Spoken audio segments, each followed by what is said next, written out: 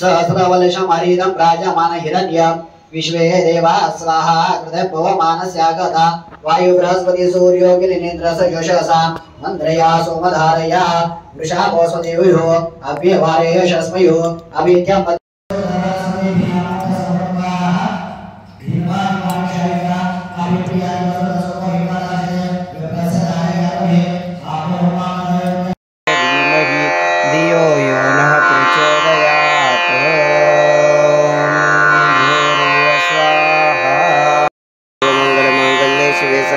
साधिके शरण्ये त्र्यंबके गौरी नारायणी नमोस्तुते।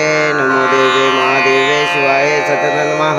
नमो प्रकृते भद्राये नियतां प्रणतां स्मतां ॐ भूर्भुवः स्वाहा। ओम श्रीमन् सीता माताय नमः। ओम अभिषेकं कुर्यातः।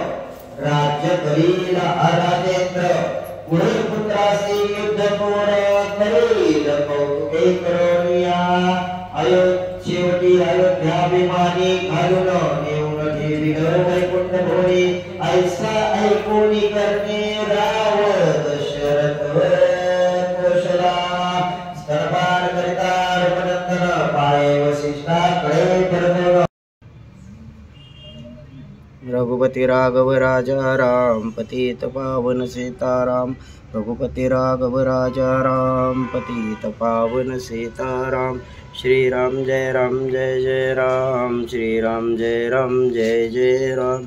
श्री राम जय जय राम। श्री राम जय जय राम।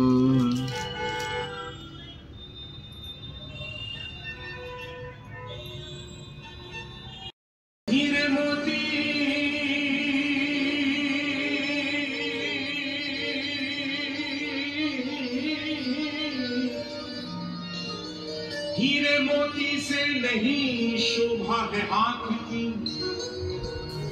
है हाथ जो भगवान का पूजन किया करे।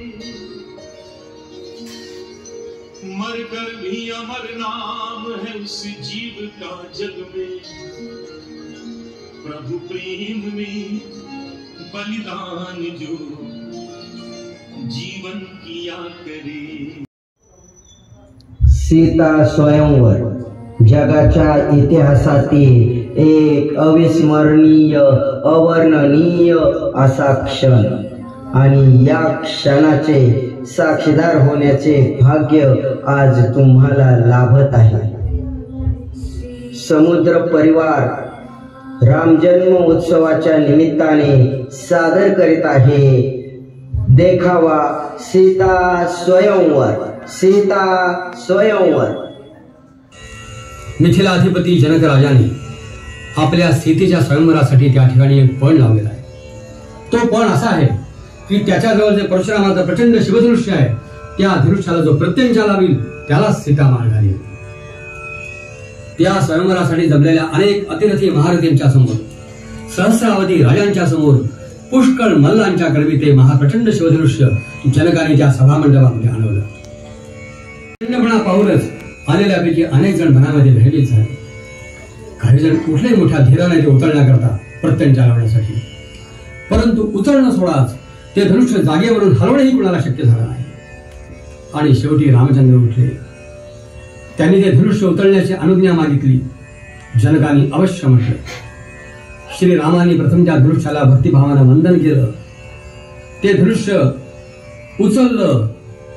उचलून ते वाकवण्याचा प्रयत्न करू लागले. तोच विजयसारखा ते धनुष्य मनोमन भंग पावलं. त्याचे मोडून 2 तुकडे झाले. हा लोक विलक्षण पराक्रम बघून सर्वजण स्तंभित झाले. जनक संतुष्ट झाला. सीता अतिशय आनंदित झाली.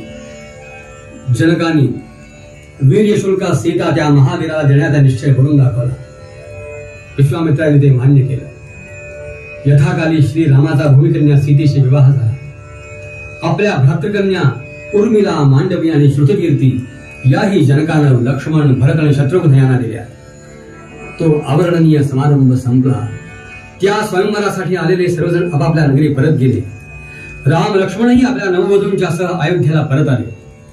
ते जाऊन महिने लोटले तरी सुद्धा मिथिलेचे भाट आणि चारण त्या स्वयंवराचंच गीत गात होते. पुन्हा पुन्हा गात होते. अळवून अळवून गात होते. आकाशाशी जडले नाते धरणी मातेचे, स्वयंवर झाले सीतेचे, स्वयंवर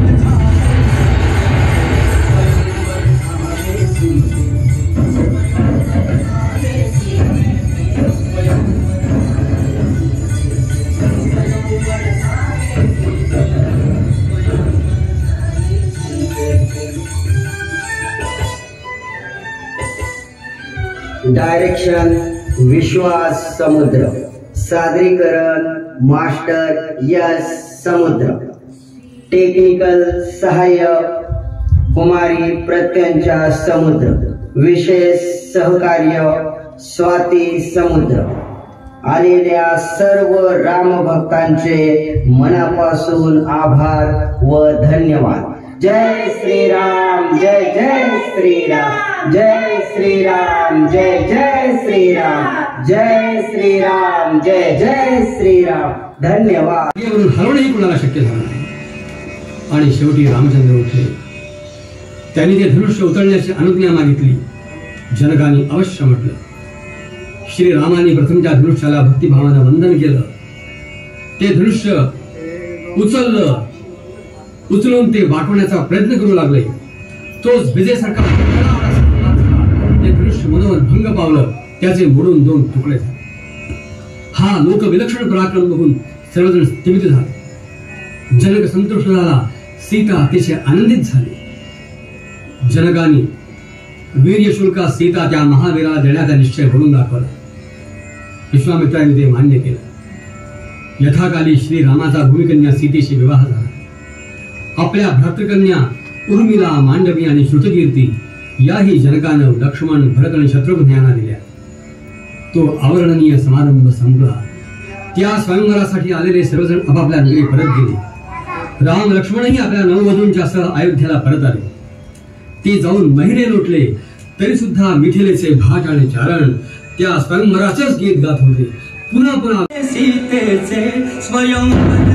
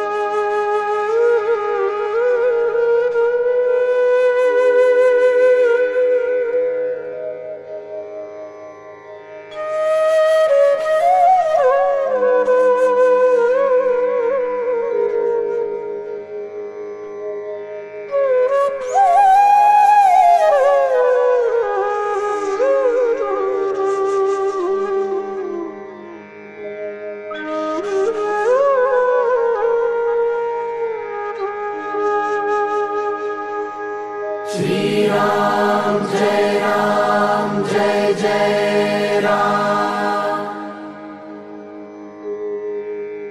श्री राम जय जय राम। श्री राम जय जय राम।